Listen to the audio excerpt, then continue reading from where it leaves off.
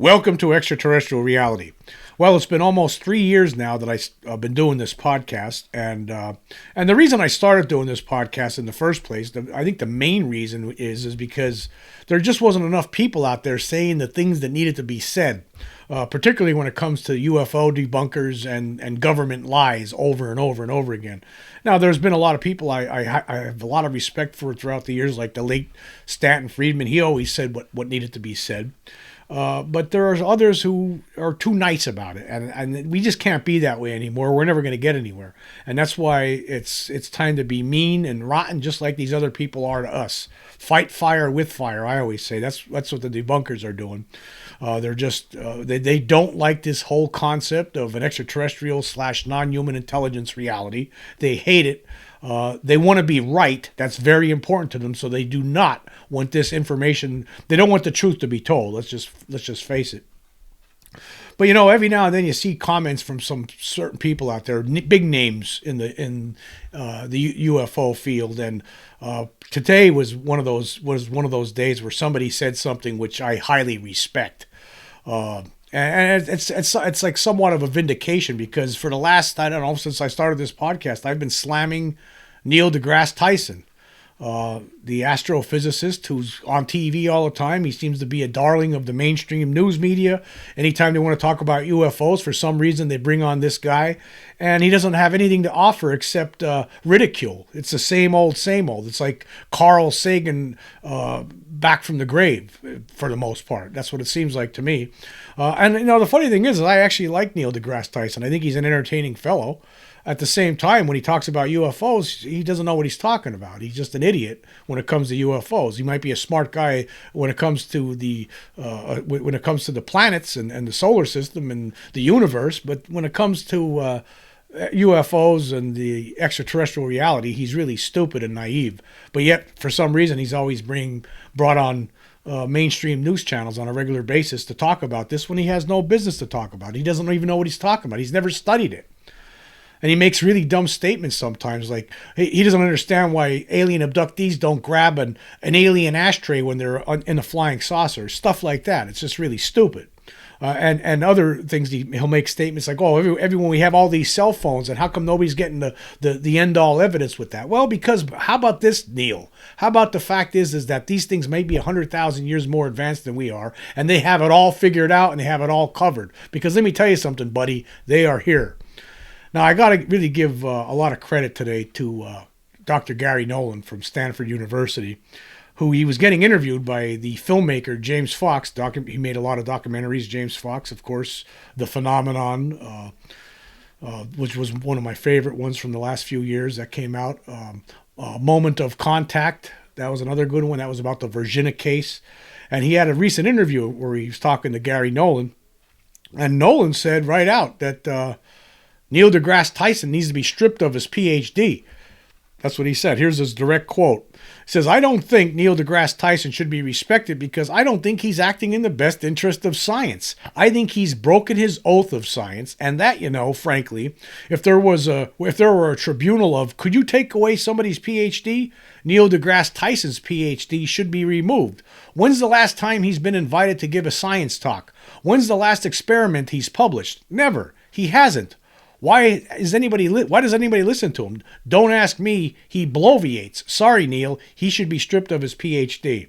That's exactly true. I mean, if you're going to comment on something about UFO, something of which you have not really studied and know nothing of, then why are you going on TV and acting like you're some kind of an expert when you're not? Yeah, he has done a great disservice to science, and it's really nice to see someone like Garry Nolan talk about this and put it right out there.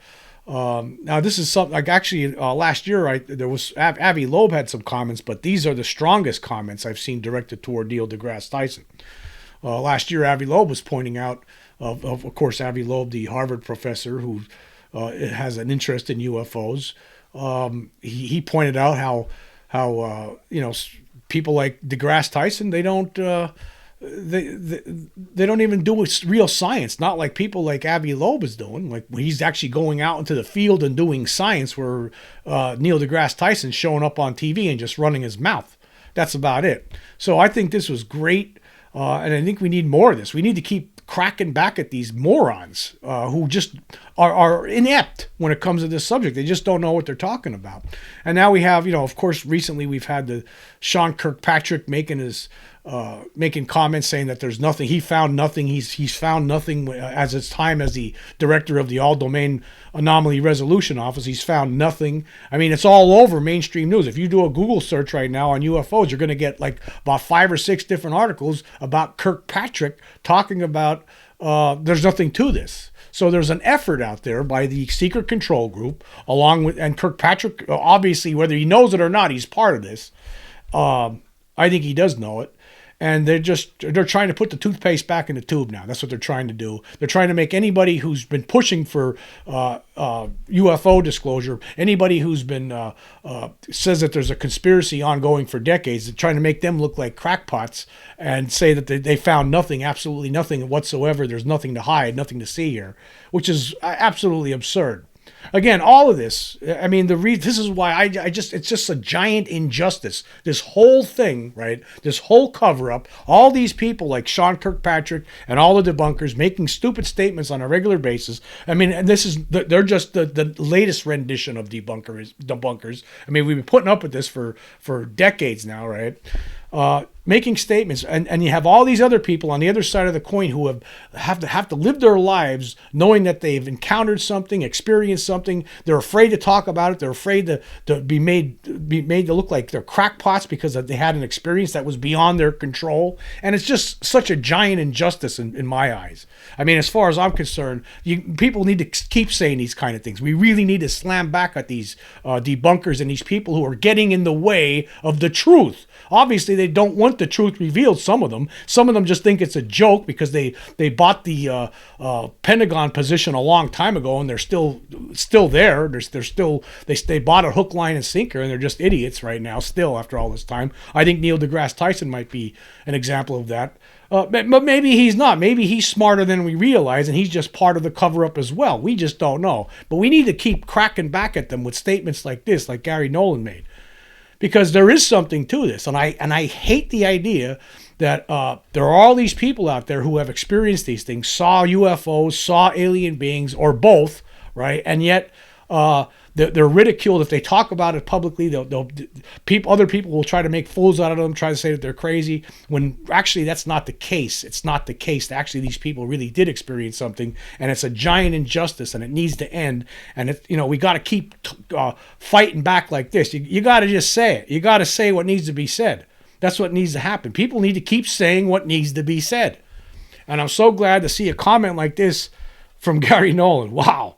I mean, this is probably the strongest comment yet from a scientist directed at another scientist saying you should have your PhD removed. You're doing a great injustice to science. You don't even do science. All you do is bloviate. That's awesome. We need more of this. Thank you. Thank you, Garry Nolan.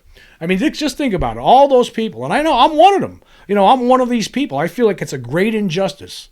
Right? The fact that I know that there's something that I experienced certain things in my life, and I know that they were real. And I don't like the idea of other people out there ridiculing me or anybody else that experienced these things and just making a big fool out of people on TV and in books and newspaper articles. I'm so tired of these grinning morons like Michael Shermer, Mick West, Jason Colavito. There's all these names out there. Stephen Greenstreet. There's like this cabal of morons that don't like this, and they don't really study it, and all they do is they find fun in just making fun of other people who had real experiences or real encounters. And it's just awful what we're going through. And that's why we need to get disclosure. And then you have to wonder, that might be one of the biggest fears of this secret control group is the fact that everyone's going to know that they were lying. Everyone's going to know. Now, a lot of us already know that they've been lying for decades and that there is a secret group covering this up that is working behind the scenes to recover crashed UFOs and reverse engineer them. We all know. There's a lot of us that already know this, but there's a lot of people who don't. And that has to be one of their biggest concerns, is the fact that they're going to be outed, and there's going to be people that know that this thing existed for a long time and that they were being lied to about it for a long time. We got to get beyond this already. This is just so absurd at this point. But hey, I want to say anyway, thank you to Garry Nolan for, basically figuratively smacking Neil deGrasse Tyson across the teeth and showing him what's what. That's great stuff. We got to keep doing that. Other people need to keep doing this too. Other people who are constantly in the news talking about UFOs got to keep doing it. Don't let these morons put us down, throw us backward, because that's what they're trying to do right now.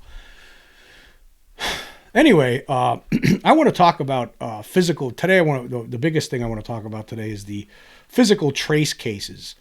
Like today still, organizations like MUFON, when there are sightings or landings, anything like that, they'll do an investigation. They'll collect evidence, and sometimes there's physical trace evidence left behind by craft that land.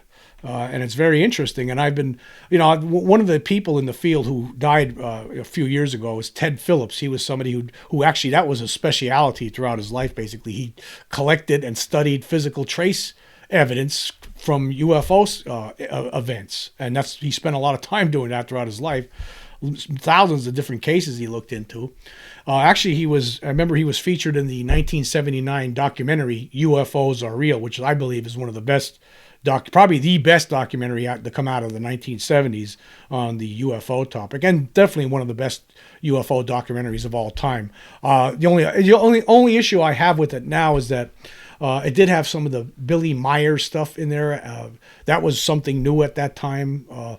Billy Meyer, of course, the person who takes all these pictures from Switzerland, taking all these pictures of UFOs. Some of them were apparently hoaxed. That was the only part of that documentary that I didn't like. But most of that documentary, 98% of it, was very intriguing and a lot of compelling information. And one of the features in that documentary was Ted Phillips. He was there and he was talking about physical trace evidence. And I remember, if you watch that documentary, I'll leave a link for it so you can check it out for yourself. You'll find it free to watch on YouTube. A lot of different channels have it posted there. But you'll also find it probably the best looking version of it, where the video is not as compromised, I should say. You'll find it on Shout TV, and I'll leave a link for that. You can check that out. Excellent documentary. But with regard to Ted Phillips in that documentary, he showed examples of how soil is affected by flying saucers and UFOs when they land. Soil collected from where the area of the ground, right where the UFO sat, that soil was completely drained, and from that point forward was unable to absorb water. Where soil right from around where the craft landed, it was able to absorb water. It acted normally, but other soil was affected. So people out there, particularly a lot of debunkers out there, say there's no proof, there's no evidence of UFOs, there's nothing out there. Well, there is evidence, and we ignore it. I mean, even people in the UFO community seem to ignore it sometimes. I mean, there's not just pictures and film and video. It's not just that. There's been the alien implants that have been removed, and there's no rhyme or reason for them. And the late Dr. Roger Lear was looking at those things. And in fact, in that documentary from Jeremy Corbell, Patient 19, these things are unearthly. These objects that are removed from alien abductees, these implants, they're unearthly. There is evidence out there. There's the Turkey UFO footage, which I think is that's probably the best footage ever taken, because you actually see alien beings inside of a craft hovering over the Sea of Marmara near Turkey. And they were taken in 2007, 2008, and 2009. So that, to me, is proof. And then you have all the witness testimonies. There's so many cases where there's multiple witnesses. All these cases, all these people ain't making it up. I mean, this stuff, if it was to go to a court of law, it would be the judge in the end, and the jury would find that the people who saw this object are telling the truth. In a lot of these cases, I really believe that. For instance, the Ariel School event. But then, of course, there's the physical trace stuff. Now, back in 1975, Phillips put together a report on this for the Center for UFO Studies, which was an organization that was put together, that was organized by the late J. Allen Hynek. And there was over 830 reports in there, about roughly. with physical that of objects that left physical trace evidence. And it went all the way. It started actually. The first one was from 1490 in Ireland, or the first case that was cataloged in there. That was it was during a there was a silvery disc-shaped object that was seen hovering over a church during morning mass, and there was a trail that was seen coming off this object. The object caused issues down below. There was a bell that was dislodged from its mooring. I'm assuming it was from the church, and there were cows that were singed by this object, whatever it was. So that was the earliest case, and it goes all the way up into the 70s, into 1975. And of course, there's a lot more cases since then, but I'd just like to go through some of them. Actually, here's what J. Allen Hynek said about physical trace cases. He says, physical trace cases can be defined as those UFO cases in which definite physical changes in the immediate vicinity of a UFO sighting have been recorded. Marks and surface changes on the ground, damage to vegetation, residues and or artifacts found, and surface effects of some duration on buildings and vehicles. These are all included in the broader term close encounters of the second kind, in which a reported UFO has interacted with the immediate environment, animate or inanimate matter. So, and then Phillips later on gets into this when he has his own forward. He says, during the past 5.5 years, I have conducted specialized research into physical traces found following a UFO event. In this research, I have worked closely with a large number of people. And then he goes on to say later on, he says, in this catalog, 561 reports are of incidents where one or more witnesses saw a UFO, an object or a light, and later discovered physical traces at or near that location. 154 cases are reported of similar traces that have been found, although no UFO was seen. And finally, 116 occasions are listed for which no details have been available, making a total of 831 reports in this catalog. And then he talks about what the traces usually are. The traces are quite varied, yet remarkably consistent in size and shape, and may be divided into the following groups. One, circular sites, which are circular traces with damage over the entire area, burned, depressed, or dehydrated. 2, rings, which are circular traces, burned, depressed, or dehydrated. The outer perimeter shows damage while the central area is unchanged. And 3, nests, oval traces generally with a depressed, swirling effect seen. So I'm going to go through some. I'm just going to talk about some of these cases that he has listed here. I'm going to jump we're going to jump into the late 1960s and then take it from there. But I guess what I want to say here about it is, like, you have all these people out there, particularly debunkers, saying that there's no evidence. How come when these kind of things happen, well, why aren't they out investigating it and try to get to the bottom of these cases? I mean, why don't they join MUFON? And when some of these things happen, why don't they go check them out and try to come up with explanations? They don't do it because they don't want to. That's no, do not investigate physical trace cases, because then you might lead to being shown that you've been a fool all these years. So they'll stay away from it. They don't like proof, these debunkers. Like, why doesn't Neil deGrasse Tyson, instead of going on TV and saying that UFOs are a joke and there's no evidence for it, why not go to one of these places where multiple witnesses, a lot of these cases are multiple witnesses see a UFO coming down to Earth, landing. Sometimes the beings get out, in addition to the burned vegetation and trees getting damaged. Sometimes they find landing marks inside on the ground, but they also find footprints from the occupants that got out and were walking around. But anyway, I want to go through some of these cases and then we'll just talk about them. I think they're very interesting. Here's one from May of 1968 in the United States, Centralia, Illinois. A witness was awakened by the strange action of the lights on an electric fence charger and saw a brilliant light over the area, which moved northwest, hovered 15 minutes, moved south, and hovered for 5 minutes. The witness found a path burned through a nearby tree line. All the leaves were wilted and dead.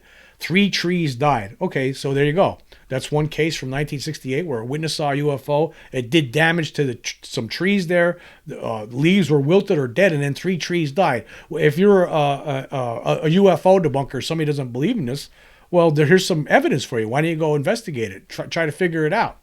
But they don't. They don't care. Here's another one from May of 1968 that happened in Canada. Mrs. Hoffer watched a bright circular object land about 900 feet away. The witness ran away. The next day, 2 oval-shaped burned areas were found. Digging in the larger circle, which was 9 feet in diameter and 7.5 inches deep, revealed that it had been burned to a depth of 3 feet. The center of the circle was not as badly burned as the outside perimeter. The grass grew in the burned area that year, but the sheep wouldn't eat it. The second circle was about 8 feet in diameter. There we go again. That left evidence. It left evidence behind. A UFO landed, left evidence behind. Sheep won't eat that grass. There must be something wrong with it, right? So there you go. That's evidence. That's called evidence. I mean, if there's like a crime scene where say somebody kills somebody and then drops the body off somewhere, right? And there's tire tracks left behind. The police would be able to potentially match up the tire tracks left at the murders or where the body was dropped with the murderer's car. I mean, isn't this the same kind of thing? I mean, wouldn't be able. You think if you were a scientist, you'd be out there looking at every case like this. Every time you hear one, you should be interested in this. Why was only at this stage back in the 70s there was only this one guy for the most part, Ted Phillips, doing this kind of work. And today we do have some people in MUFON that do this. But you think that more people, not just UFO organizations, it shouldn't just be them. It should be any kind of scientist out there who wants to learn, wants to do science. I mean, why doesn't Neil deGrasse Tyson study physical trace cases like this? I mean, some of these cases are just like really short. Like I'm going to leave the link so you can check this out for yourself. Like here was one from, it says just June 19th, 1968 in Bolivia. An object landed, burned area and imprints were found. That's all it says. Here was another one from June 21st, 1968 in Argentina. A man riding his bicycle encountered a large object 50 centimeters above the ground. The top part was spinning and it cast a vertical beam of light toward the ground. The light beam was red. Burned traces were found. Again, it left evidence. I mean, if it's a hallucination, hallucinations don't leave imprints on the ground and burn vegetation. That's not a hallucination. So basically, what people who don't believe in this will have you believe is that then all of these cases, all of these physical trace cases, right, would have to be hoaxes. Then they would have to be hoaxes, wouldn't they? I mean, if you're someone who just outright does not believe this, right? Then, and when multiple witnesses see a UFO landing somewhere and then leaving, and then there's trace evidence, there's imprints in the ground of the landing legs, there might be footprints from the occupants, there could be burned vegetation, there could be broken tree branches, then that means, if you're a debunker, for every single case like that, and believe me, folks, there are a lot, right? Thousands. We don't even know how many cases. These are just some of the ones that Ted Phillips had cataloged back in 1975. There's a lot more since 1975. So all of those cases, if you're living in the ranged mind of a UFO debunker, they must have all have been hoaxed, all of them, because they don't believe in it. It's impossible in their mind. So because there's that evidence, what are you talking about evidence? They must have did it themselves. Even though in a lot of these cases, it was shown that whatever object, and sometimes these objects, they could tell how heavy they were. Based on how deep the imprints went. And sometimes they're like 10 tons, 5 tons. They weigh a lot, 1,000 pounds. Anyway, here's another one, a quick one from Brazil in July 1968. Over 10 witnesses, landing, tripod gear, and ladder seen, confirming witnesses. That's all it says. But there apparently was some physical trace evidence left at that case too.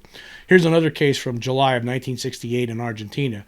Oscar Iriart, 15, saw 2 men of normal size. Near them was an elliptical silvery object 7 foot long. It had 3 50 centimeter legs. The witnesses' horse and dog were paralyzed for several minutes. The boy arrived home, quote, like a madman, end quote. Object took off vertically at great speed with flashes of light. Inspection showed 3 holes which had gone into the ground 12 centimeters, forming the pattern of a perfect isosceles triangle. Yeah, a lot of these times the imprints in the ground are in the shape of a triangle in a lot of cases. Not all of them. Sometimes they're in a rectangle. Here's another case from July of 1968 in Argentina. Landed object and occupants traces found. That's all it says.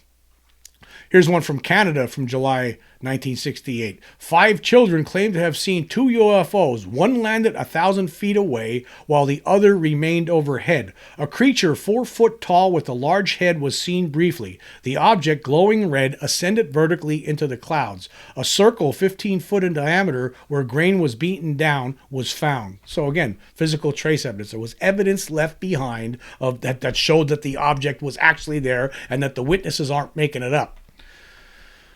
Here's another case from 1968 from Brazil. On the Da Silva property, as a group of people were watching for UFOs, the only woman present saw a large, dark, triangular object land gently and silently within 10 meters and caught a glimpse of an occupant. The object was not seen by the others in the group as their attention was distracted by moving lights. At the spot, marks were found forming a triangle of 2.1 meters by 1.2 meter by 1.2 meter. Here's one from August 1968 in England, in Woodmansterne. George Graham, a farmer, was looking for foxes when he saw a dark blue glow in the field. The glow was under the base of an object. It ascended after about 15 minutes. Graham heard a rush of air as it took off vertically. He found a keyhole-shaped mark at the site. Length was 40 feet. Width was 20 feet. A band 8-inch wide where the grass, blades, and roots had been pulled from the ground was found. It took 6 months for the grass to grow over the area. The edges were well defined. So there again, something lands, leaves trace evidence, leaves a mark on the ground. It's because it's really happening. That's why they're leaving marks on the ground, because they're real objects that are really landing and leaving trace evidence. That's what's happening. It keeps happening over and over and over again. These are just some old cases we're talking about here. Here's from August 1968 in Canada. 3 witnesses observed a luminous object for several minutes as it hovered. Later, it circled above the house 300 feet away. The object was about 25 feet in diameter. A 4-foot circle of barren grass was found. An 18-inch circle in the center was not damaged. Okay, see, it just keeps going on. Here's another one from Canada from August 1968. A circle 20 feet in diameter was found in a field. It appeared that an object had barely touched the ground and burned the top leaves of the crop.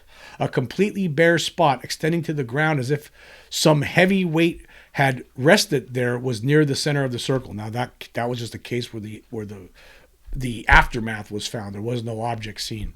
But again, I mean, still, where's the explanation? Some of these things are happening in the middle of nowhere.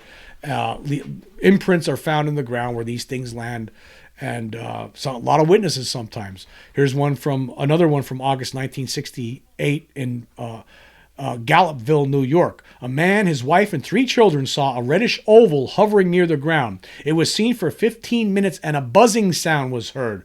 The next morning they found several circular depressions with wheat swirled oddly. So there you go. More physical trace evidence. I guess it doesn't count though, right? I guess all of these cases in the mind of a non-believer must be hoaxes because they don't believe in this stuff. Because to them it's crazy. August 10th, 1968 in Argentina. Angel Periotti was at home resting when he heard a loud electrical explosion in his radio receiver and the house was filled with light.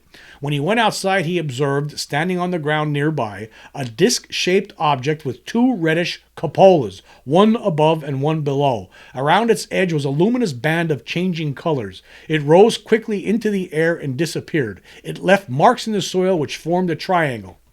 Just like the other cases. A lot of cases, the physical trace evidence of the landing gear involves like a triangle shape that they leave behind in the ground. Here's one from Spain in August 1968. A witness and his wife saw a hemispherical object hovering 3.5 feet above the ground, giving off considerable light. On the other side, he saw 2 creatures about 300 feet from the object running toward it. They were about 3.5 feet tall with 4 or 5 legs, light in color. Watches stopped 3 times at the site. A large area of burned grass was found. So let me just read this one again. They were about 3.5 feet tall with 4 or 5 legs. Wow. They had 4 or 5 legs. I never heard of beings like that before. Let's just fast forward here a little bit. Here's one from September 1st, 1968, Argentina. Two young casino workers, aged 26 and 29, were driving home when the car stopped and the lights went out. They saw three human-like creatures with enlarged heads by their car. Two more creatures were standing near an oval machine floating 1 meter above the ground. One of the creatures was making marks on the car with a small device that gave off sparks. Okay. Physical trace evidence on a car. September 2nd, 1968, in Vacaville, California, Marion Boykin saw an object with a red glow. It landed on a hillside about a mile from his home. 4 other people saw it also. The glow faded, but through trees they could see 4 bright lights, white in color. 2 large ones at the center, a smaller one on each end. Witnesses moved to within 600 feet. Grass in an area 75 feet long was dry. So there was, somehow the grass was dry in just that one spot where the object was. Here's one from October 1968 in Argentina. Antonio Damiani found a paralyzed calf. Beside the animal, there was a large circular mark, also 9 more perfect circles with diameters of 5 to 12 meters. A neighbor and the son of a police officer had seen a bright light and glow in the area 15 days before. Oh, so that one's interesting there. Here's one from Spain from October 1968. A 9-year-old girl saw a very bright red light, circular in shape. Sound was heard. Traces were found.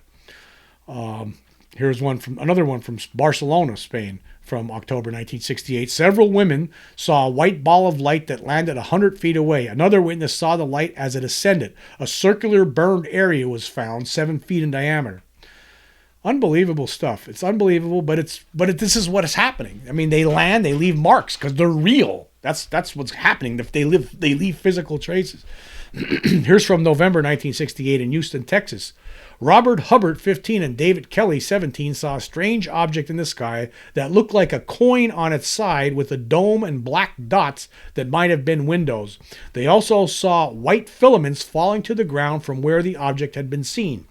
Preliminary chemical analysis indicated that the substance would not dissolve in water, alcohol, or sulfuric acid, among other things, according to David Wolliger, who also said microscopic and tactile examination indicates the substance is fibrous, elastic, relatively strong, somewhat sticky, and white in color. Mr. Wolliger forwarded the substance to APRO for further analysis. What is that substance? I don't know. We never got any more on it, I guess. But there have been substances that have been found falling from these things sometimes. Sometimes the substances disappear. But again, it's physical trace evidence. They're leaving behind calling cards, evidence. Okay, we're going to fast forward here. Here's another one from Argentina from November 1968. Several people reported seeing strange light on previous nights. An area was found on a farm near Tandil and was an outline in the grass of an ovoid shape whose larger furrow was of some 35 feet. In the outline, the grass does not grow as if the earth had been scorched. Around the outline, mushrooms have grown. The appearance of the mushrooms was sudden and prolific. The grass inside the circle seemed to be singed or at least to have less humidity than the grass outside. So this caused something landed and it caused mushrooms to grow in this one area in Argentina. Okay, here's another one from Topeka, Kansas in 1969. A 17-year-old male was driving home when he saw an object on the road ahead. He drove to a nearby farmhouse and he and another witness returned to the site and saw the object. They left to get more witnesses, and when they returned, the object was gone. 3 imprints, 1.5 to 2 inches in diameter, with a toe-like extension, was arranged in a triangle with sides of 7 to 8 feet. So how many cases so far? I'm just reading off this listing, this catalog that was put together by the late Ted Phillips, talks about the imprints in a triangular formation. Did all these people know that this is how we have to do it? Let's put it in a triangle formation, and then we'll call the cops up. We'll tell everybody, hey, we saw something landed here, and this is where it was sitting right here. Look at landing marks. Is that they made sure to put it in triangular formation? See, it becomes impossible. The idea of some massive hoax being perpetrated all over the world by all these different people, it's just impossible. It becomes impossible over the course of many decades. It's impossible. That couldn't be. So it's actual evidence of these craft landing and then taking off. Okay, here's one from February 1969 in Brazil. Tiago Machado, 19, saw a huge parachute-like object which radiated bluish light. He and two others ran toward the apparent landing site. They became separated. Machado arrived there first. He found the object resting on a tripod landing gear on a slight rise. The top section was transparent and he could see shadowy figures. Witness was 30 feet from the object when the top section opened up and two small beings walked toward him. They then moved toward the UFO, turned, lifted a kind of pistol-shaped device which emitted a small bluish-red flame, and the witness fell to the ground. His legs were later found to be red and swollen. Several people saw the object from a distance of 1,200 feet. The grass was withered and dry, and 3 evenly spaced holes were punched into the ground. I bet it was in a triangular formation. It doesn't say that, but I'll bet it was. Yeah, well, it did say a tripod, right? So I guess it would have been. Yeah. So it's the same over and over again. A lot of the cases are consistent with one another. Here's another one from Brazil from 1969. Nelos Leite and Manol Leite saw a ball of light flattened at the base, hovering 10 feet above the ground. As they approached, they were stopped by an invisible wall 350 feet from the UFO. They saw rows of small windows. The object ascended vertically at high speed and became extremely bright. Witnesses reported extreme heat. The soil was scorched. Yep, just like all of them. I mean, we have scorched soil, we have broken tree branches, burned trees, dead trees, earth that's devoid of, that cannot no longer hold moisture. These are the things that these UFOs are doing, and yet a lot of our scientists, and these are cases from the 60s. A lot of them are still calling UFOs nonsense and has nothing to do with extraterrestrials. That's what we're still being told. We're being gaslighted.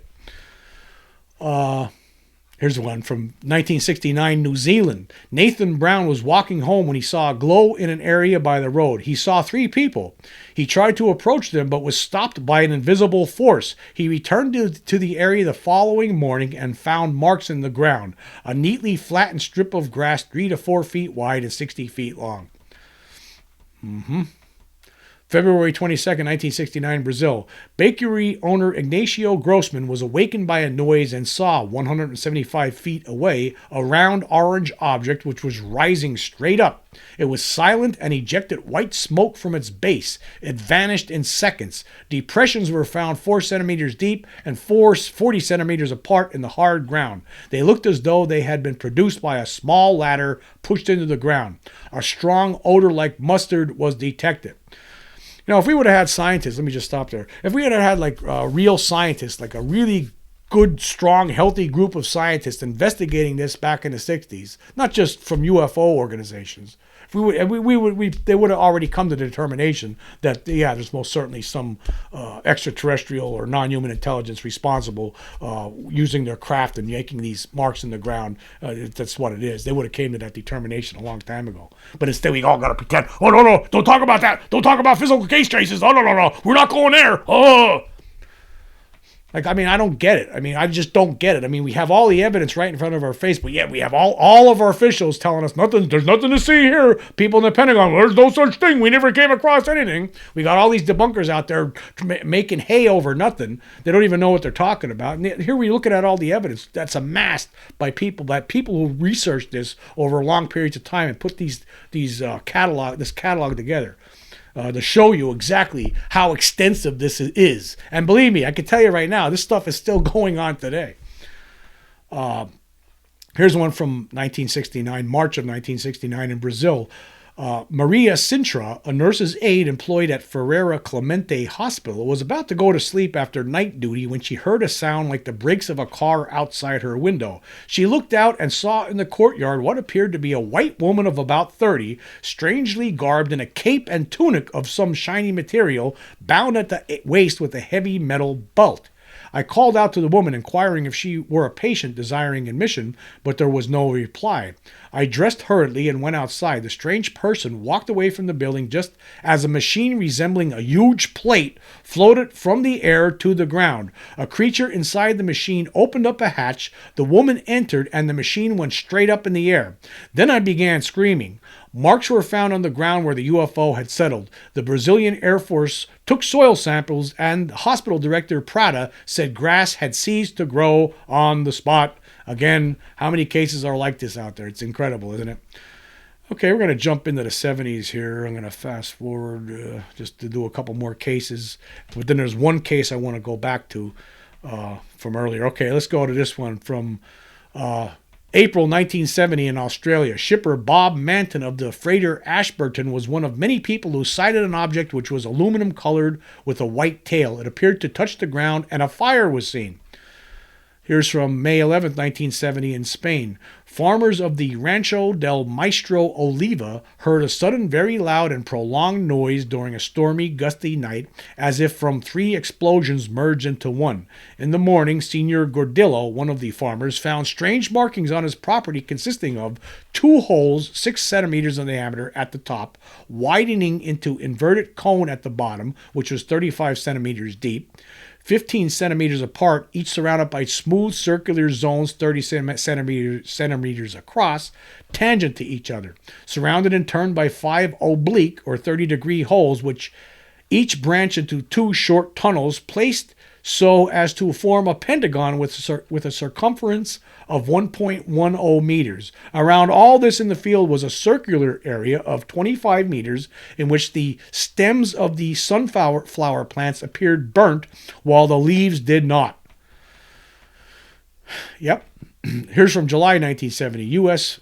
Port Monmouth, New Jersey. Mrs. D.J. saw a large round object hovering over a meadow not far from her home. It glowed white with red lights. As she watched the object, a street light went out for 15 to 20 minutes.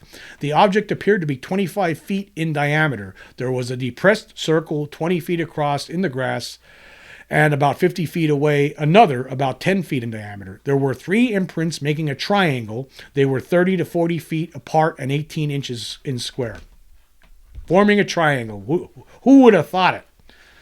Here we go. Here's one from France from July 1970. Irene G., a 16-year-old baker's helper, was looking for mushrooms when he saw, about 50 feet away through the high ferns that covered the ground, a metallic-looking dome. He moved closer, parting the ferns to see better, and was suddenly almost blinded by a strong yellow-orange light that seemed to come from 3 rectangular openings in the object from just below the dome. The intensity of the light seemed to separate the shiny dome from what he could barely see as a darker, larger lower section. Irene felt frightened and paralyzed, but continued to try to watch the silent stationary object, about 20 feet in diameter and 10 feet high, with 3 antennae. As the object began to ascend slowly, the light beam turned away from the witness, enabling him to see clearly and move once more. 4 supports or legs, short and sturdy, ending in rectangular pads, extended from holes in the base of the object, which reached a height of about 350 feet, suddenly jumped vertically and disappeared in a few seconds. As soon as it had disappeared, Irene ran to the village, but told no one at first. 8 days later, he returned to the spot and found a rocky area where growth was damaged and 4 16-inch deep marks, 13 by 21 inches across, with sharp edges and flat bottoms in the black clay soil. Plant material in the imprints had been pulverized. Investigators later spent much time with the witness and at the site. That's something that MUFON had looked into back in the 70s there. Yeah, and it just goes on and on like this. I mean, you go check out this. Now, if you go to this, I'm going to leave the link for this, and you could read this document with ads in there, or you could download it, and you got to sign up for Scribd, and then you'll be able to download the document and read through this. But it's fascinating. It's fascinating. I mean, look at all these cases. I mean, this is incredible. But this is proof. This is proof. Where's all our scientists? How come they weren't looking into these things? Don't they care? Here's one from October of 1970 in Norway. Reidar Salvesen, 35-year-old marketing consultant, was driving home when he was blinded by a very strong blue-white light like the light from a welding flame. He stopped the car and got out. The light moved toward the car, stopping in front of it. The object was about 30 feet in diameter. The witness was suddenly knocked to the ground, and at that moment, the windshield of the car was blown into the automobile. The object then took off at a high speed. A dull spot was found on the auto roof above the windshield. No radiation was found. So this one, the physical trace evidence this time, it knocked out a car windshield. And there was a spot on the roof. Here's one from Japan, November 1970. A 17-year-old boy was riding his bicycle when he saw 6 objects which flew in formation from northeast to southwest. Several seconds after they disappeared, a single object was seen in the north. The UFO reached a point overhead, changed course to the west, made a complete circle 2 times. It then hovered low to the ground for a few seconds, climbed, and disappeared overhead. There was no sound. The next morning, he returned to the area and found in the grass 4 circular marks of flattened grass, with the central one 60 centimeters in diameter, the smaller ones 25 centimeters. In 2 of the smaller marks and half of the central one, the grass was burnt brown. The marks formed a triangle with sides of 4.7 meters, 3.9 meters, and 4.2 meters. Triangle, I just want to throw it out there. Again, we'll do one more here from 1970. In England, a witness saw an object in a field as he drove by. It was about 20 feet in diameter, disc-shaped, dull gray. As he walked toward it, the object took off. A fuzzy halo was seen above the object as it ascended. A humming sound was heard. 4 windows seen. 2 arms on the side retracted during ascent. The muddy field was found completely dry at the site with indentations. Again, evidence. Physical trace evidence. That's what it is, folks. Now, one of the cases that was in this catalog from Ted Phillips was about a guy named James Flynn. And I actually looked in, I thought it was really interesting, so I dug up the a more full story on this because I wanted to talk about this. Again, if all these people aren't making this stuff up, this is stuff that really happened, and there was physical trace evidence left over to help prove it. And in fact, this guy here was blinded. One of his eyes was damaged for the rest of his life.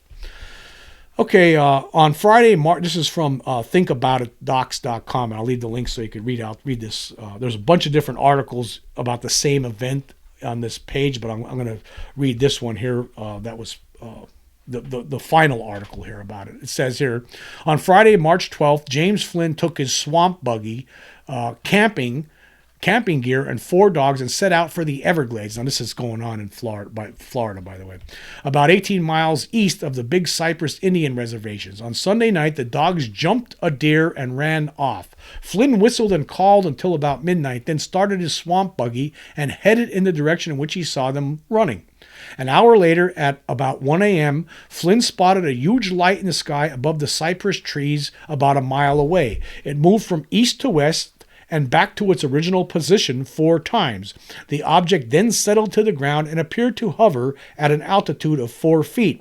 Flynn drove closer, got out his binoculars, turned out the light on his swamp buggy, and watched it with the glasses. It was an unusual object of between 30 and 32 feet tall and twice as big across the bottom in diameter as it was high. 8 feet from the top was a row of windows, below which were 3 more rows of the same size, about 2 feet by 2 feet. Around the windows was a black strip, perhaps 2 inches wide. From the bottom of the lowest row of windows to the bottom of the ship was a distance of about 12 feet. Flynn judged the size by comparing the object with the surrounding cypress trees, which were about 25 feet tall. It was cone-shaped, except the top was not peaked but rounded. The whole object appeared to me be metallic and comprised of pieces of material 4 feet by 4 feet and held together with rivets. Let me just stop there for a second.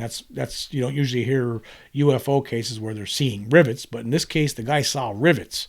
The windows gave off a dull yellow light, and the area under the object was lighted by an orangish red glow. He watched the object for 30 to 40 minutes with his binoculars.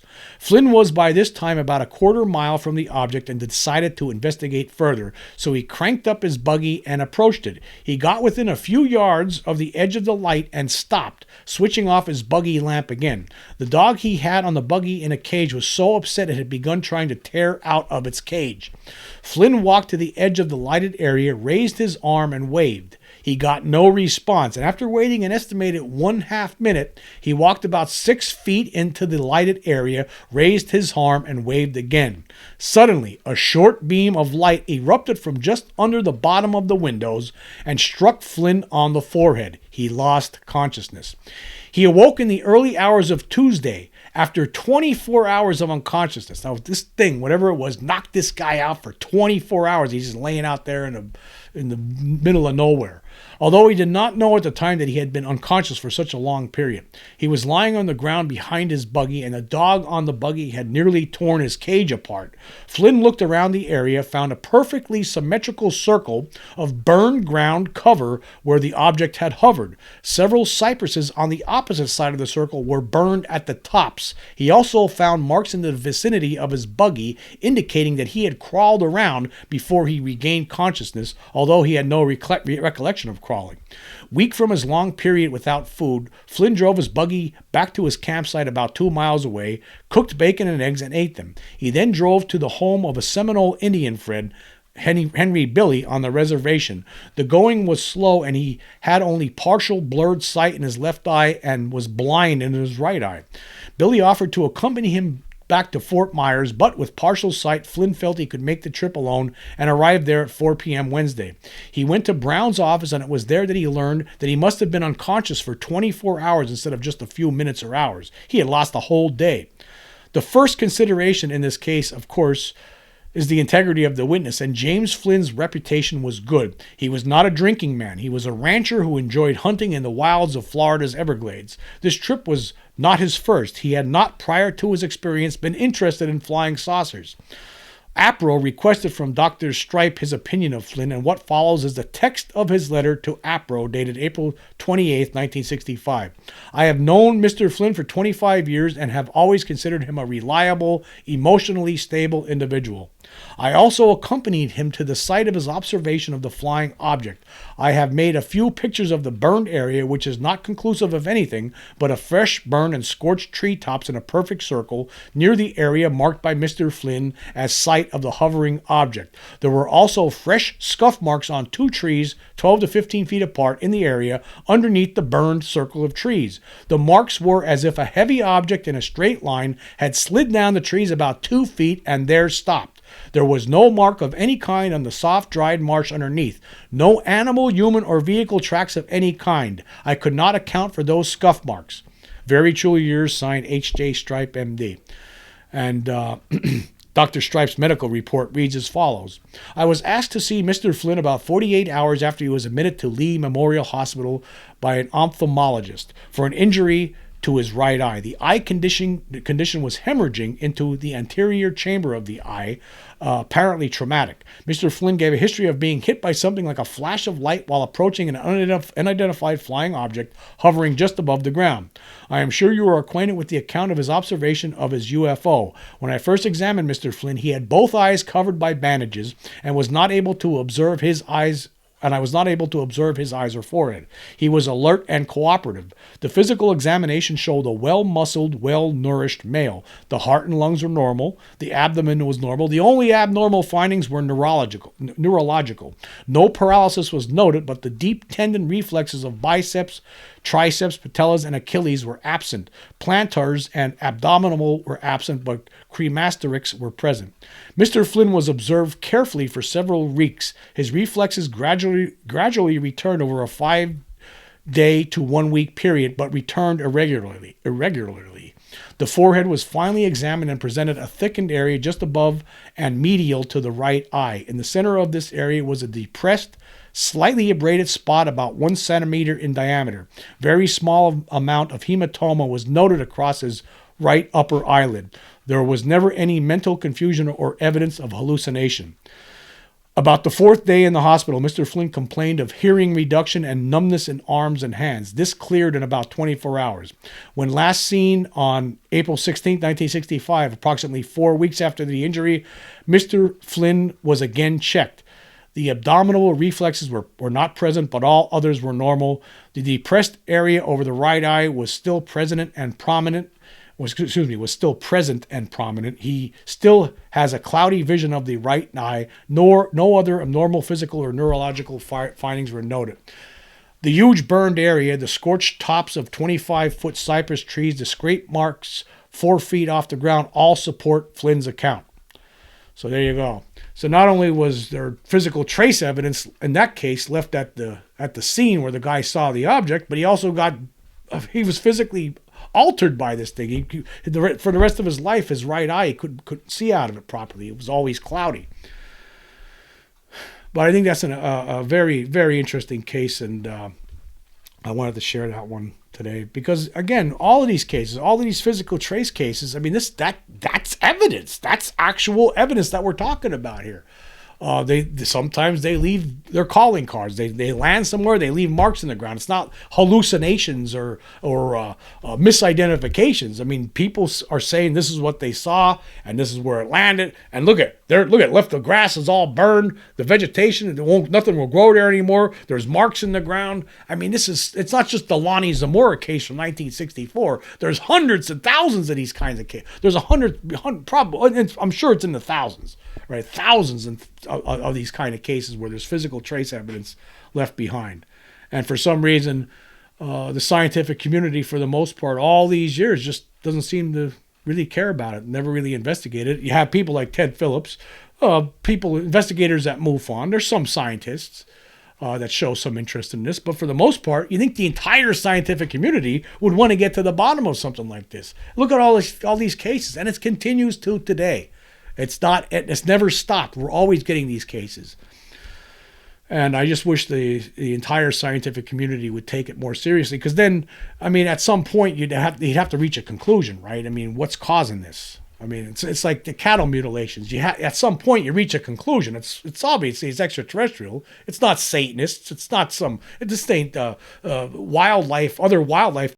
I mean, they're not walking around with laser technology. I mean, there's no wild wolves out there that have the ability to cut cattle apart using lasers. So they're eliminated. You come to the conclusion, people are seeing UFOs all the time. Yeah, and then a lot of the cases you have where people actually saw the beings there. So you come to that conclusion. I mean, it's what it is. It's extraterrestrial. Just like in these cases, it's extraterrestrial. Anyway, I want to say thank you all for joining me. Until next time.